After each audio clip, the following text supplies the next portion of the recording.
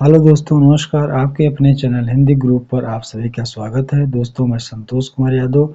दोस्तों, पिछली बार वीडियो में हमने आधुनिक काल का नामकरण पढ़ लिया था, जिससे को आधुनिक काल 4 विद्वान मानते हैं: doctor Nagendra, doctor Ramkumar Verma, doctor Ganpat Chandra Gupt और आचार्य अजायब शाह द्विवेदी। महाकाल आधुनिक युग को कहा है आचार्य महावीर प्रसाद द्विवेदी, और नवीन विकास युग कहे हैं बाबू श्याम सुंदर दास। तो आज आइए देखते हैं डॉक्टर नगेंद्र जी का आधुनिक काल का काल विभाजन। तो पुनर्जागरण काल, भारतीय युग को इन्होंने पुनर्जागरण काल कहा है। इनका समय जो है 1857 से 1900 ईस्वी। यह प्रश्न बहुत बार पूछा गया है कि भारतीय युग को पुनर्जागरण काल किसने कहा? तो डॉक्टर नगेंद्र। जागरण सुधार काल द्विवेदी युग को किसने कहा? डॉक्टर नगेंद्र। इनका समय जो है 1900 से 1918 ईस्वी मानते हैं। यह 2 प्रश्न बहुत पूछा गया है, आप इसको ध्यान रखेंगे। और छायावाद का समय इन्होंने 1918 से 1938 ईस्वी माना है।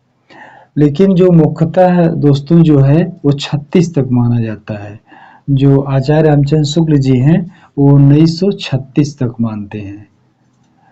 यही जो है इम्पॉर्टेंट है। अगर जब ऐसे पूछा जाएगा छायावाद का समय डॉक्टर नगेंद्र के अनुसार, तो वो 1918 से 1938 माना जाएगा, नहीं तो 1936 छायावाद का समय है। छायोत्तर काल है प्रगतिवाद प्रयोगवाद 1938 से 1953 ईस्वी। नवलेखन काल का समय इन्होंने 1953 से अब तक माना है। यहाँ से डॉक्टर नगेंद्र के अनुसार जो काल विभाजन है, यहाँ से 2 प्रश्न बहुत ही मुख्य हैं। एक, पुनर्जागरण काल किसने कहा? किस काल को? भारतीय युग को। जागरण सुधार काल किसने कहा? द्विवेदी युग को। अब देखिए, हम आपको ट्रिक बता दें।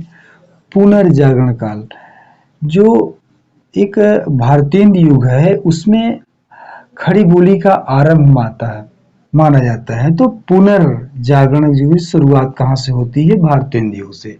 जागरण सुधार काल जो है द्विवेदी युग माना जाता है। जो सुधार हो जाता है किसमें? द्विवेदी युग में। आचार्य महावीर प्रसाद द्विवेदी भी आते हैं। इन्होंने जो है खड़ी बोली को अपना जो है रूपरेखा बनाया, और खड़ी बोली की ज़्यादा रचनाएं इसमें होती थी, तो इसमें अच्छे से सुधार हो गया था। इसलिए हम इसको याद रखेंगे। जागरण सुधार काल जो है द्विवेदी युग को कहते हैं। तो आइए, बहुत महत्वपूर्ण एक आलोचक हैं जिनको हम जानते हैं, आचार्य रामचंद्र शुक्ल। आचार्य रामचंद्र शुक्ल जी जो है गद्य काल को जो है 2 भागों में बांटते हैं। पहला जो है गद्य खंड और काव्य खंड। गद्य खंड, काव्य खंड। काव्य खंड को जो इन्होंने जो पुरानी काव्य धारा और नई काव्य धारा 2 धाराओं में इन्होंने बांटते हैं। तो जो आपकी पुरानी काव्य धारा है, इसका समय संवत 1900 से 1925 विक्रमी माना है। लेकिन जो आपकी नई काव्य धारा है उसको 3 खंड में बांटते हैं: प्रथम उत्थान, द्वितीय उत्थान और तृतीय उत्थान। तो आइए देखते हैं। प्रथम उत्थान जो है इसको इन्होंने भारतीय युग माना है। द्वितीय उत्थान जो है इसे द्विवेदी युग मानते हैं, और तृतीय उत्थान जो है छायावाद युग मानते हैं। यह बहुत इंपॉर्टेंट है दोस्तों। जो प्रथम उत्थान है इसका इन्होंने संवत में माना है, संवत 1925 से 1950 विक्रमी प्रथम उत्थान का इन्होंने समय माना है। अगर हम संवत से सन में अगर जोड़ना चाहें तो 1925 है, 1925 में हम 57 माइनस कर देते हैं तो हमारा जो है संवत में आ जाएगा, तो 1868 आ जाएगा। 1868 से 1893 ईस्वी भारतीय युग का समय माना जाता है।